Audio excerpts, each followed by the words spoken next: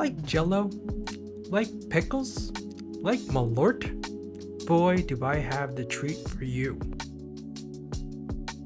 Take a bunch of pickles, cut them into fourths. Be sure to cut the round ends because you want to have them vertical. Use a melon baller, or in this case, a tasting spoon, and use your finger to measure how deep you can go and hollow it out. Here it is at normal speed one more time, just to show you, because this was a good one.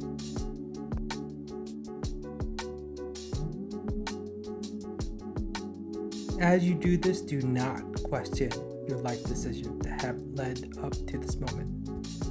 Be sure to use a cutting board with those divots, and we're putting this in the freezer. Now pour about a quarter cup of pickle juice, a quarter cup of Malort, and also put this in the freezer. After a half hour, boil 3/4 cups of water and dissolve it into gelatin, then add the frozen liquid. Now pour all your mistakes into these little divots and drop them in the freezer. After about 1 hour, you'll have some pretty awesome snacks.